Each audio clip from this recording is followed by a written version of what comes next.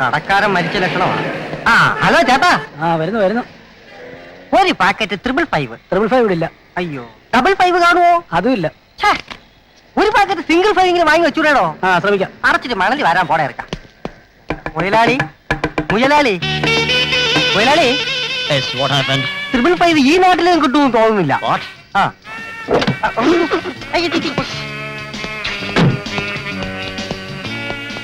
ഒരു soft drink.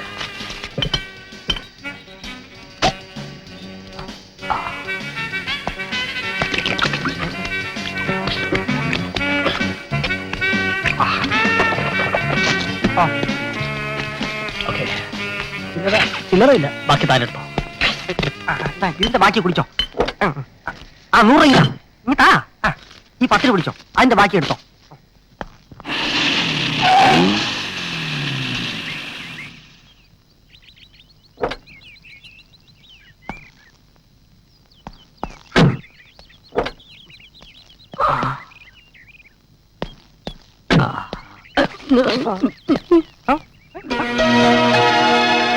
Police station. ചതിച്ചോന്റെ ഈശ്വര.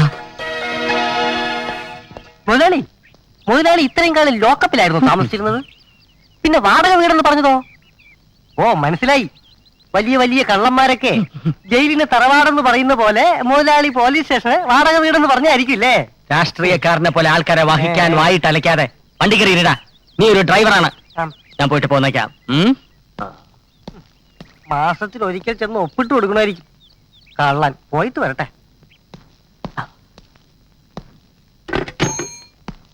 Good morning.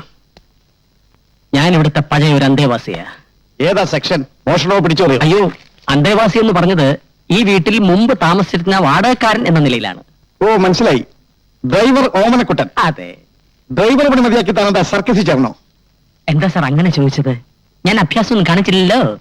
ഈ ബഫൂൺ വേഷം കണ്ടിട്ട് ചോദിച്ചതാ. താൻ അഭ്യാസിയാണെന്ന് എനിക്കറിയാം.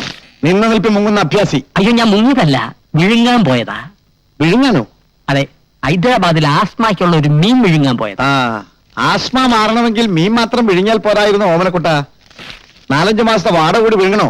കുടിശ്ശിക തീർത്ത് ഇവിടെ തന്നെ താമസിക്കാൻ വേണ്ടി വന്നാ. ഓമനക്കുട്ട, താൻ ആദ്യം ആ വീട്ടുടമസ്ഥന്റെ കുടിശ്ശിക മുഴുവൻ തീർത്തുകൊട്. ഇവിടെ താമസിക്കുന്ന കാര്യം ഒരു 5 കൊല്ലം കഴിഞ്ഞിട്ട് ചിന്തിച്ചാ മതി. 5 കൊല്ലോ? സർക്കാർ കാര്യമല്ലേ. പുതിയ പോലീസ് സ്റ്റേഷന്റെ പണിയൊക്കെ എപ്പോഴാ തീരുകയെന്നൊന്നും പറയാൻ പറ്റില്ല. എന്താ ഇവിടെ തന്നെ താമസിക്കണമെന്ന് നിർബന്ധമാണോ? അല്ല, സാറും പോലീസുകാരന്മാരും കൂടും കുടുക്കെടുത്തോണ്ട് ഒഴിഞ്ഞു എന്നാലേ എനിക്കിവിടെ. ഓഹോ, അപ്പൊ പോലീസിന്റെ കുടുക്ക ഒഴിപ്പിച്ച് താമസിക്കാൻ വന്നിരിക്കാണല്ലേ? വേറെ വഴിയൊന്നുമില്ലല്ലോ. ഇടിച്ചിട്ട് നട്ടെല്ലാം നോക്കും. അപ്പോ ഇരിക്കട്ടെ ഇങ്ങനത്തെ ഒന്നും എടുക്കണ്ട, 2 എടുക്കണ്ട. ഇവന്റെ സാധനം സമയ്ക്കില്ലേ? ഒരു മുട്ടത്തലും പ്രതിമ എല്ലായിടത്തും പോകാൻ പറ. അത് ഇവിടെ ഇരിക്കട്ടെ. പിടി. അതെ, അതുകൂടെ എടുത്തോണ്ട് പോ. അല്ല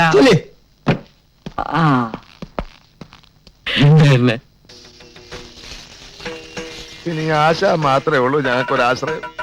ആ പ്രതിമ എങ്ങനെയെങ്കിലും തിരിച്ചെടുക്കണം. ഒഴിവാക്കിയ ബാധയെ തിരിച്ചെടുക്കാനാണോ ഭാവം? എനിക്കൊന്നും മനസ്സിലാകുന്നില്ല. മനഃപൂർവ്വം അപകടങ്ങൾ ക്ഷണിച്ചു വരുത്തിയാണോ? അല്ലെങ്കിൽ അതിനേക്കാൾ കൂടുതൽ അപകടങ്ങൾ ഉണ്ടാവും. ആശാൻ ഒന്ന് നോക്കണം. പറയാനുള്ളത് ഞാൻ പറഞ്ഞു, ഇനി നിങ്ങളുടെ ഇഷ്ടം.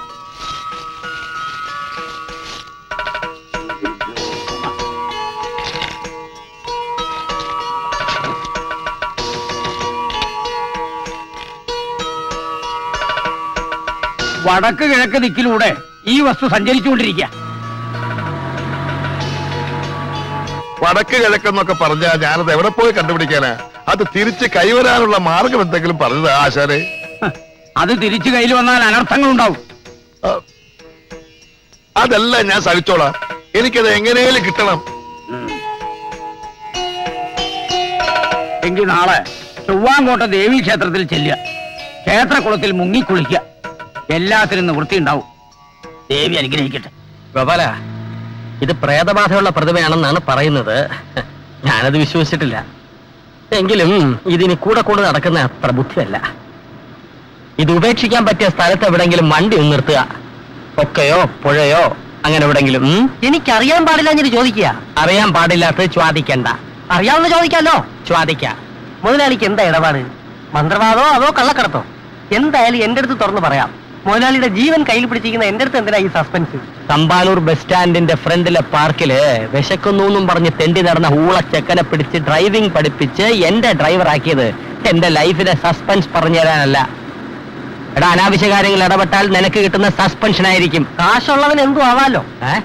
കാശിക്ക് പോകുന്നതാണ് എനിക്ക് നല്ലതെന്ന് പറഞ്ഞതാ. നീ കാശിക്കോ ഏത് പോ.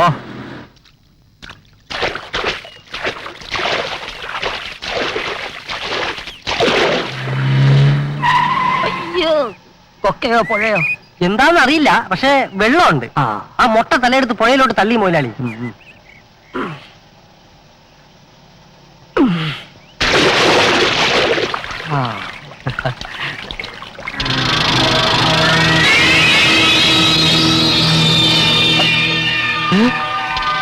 വണ്ടി വിട്ടോടാ. അയ്യോ കൃഷ്ണ, ഗുരുവായൂരപ്പാ, ഭഗവാനെ, എവിടെ പോയി കിടന്നിരുന്ന കല്ലിലുള്ളി? ഓ, എല്ലാം വിശാലത്തിന്റെ ഭാഗ്യം. ഹലോ, അതെ, ഞാൻ നിങ്ങളുടെ കാള് പ്രതീക്ഷിച്ചിരിക്കുകയായിരുന്നു. പ്രതിമ എപ്പോൾ എവിടെ എത്തിക്കണമെന്ന് മാത്രം പറഞ്ഞാ മതി. ആ, പണം റെഡിയല്ലേ? ആ, ഓക്കെ ഓക്കെ. എന്താ അവർ പറഞ്ഞേ?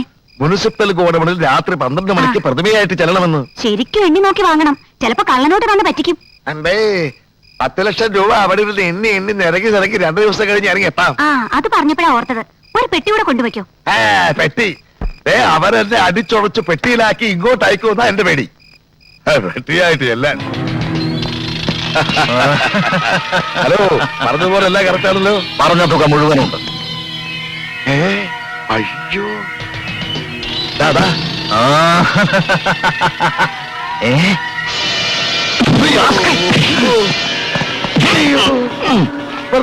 എന്തിനാണ് ആ കാലപാടം പാരെ എന്നെ തല്ലണത്? സത്യം പറ, ഇതിനകത്തുണ്ടായിരുന്ന വൈരങ്ങളെവിടെ? വൈരങ്ങളോ? എനിക്കറിയില്ല. അയ്യോ, വണ്ടി അയ്യോ, ശരിയാണല്ലോ. അനർത്ഥങ്ങൾ തുടങ്ങി.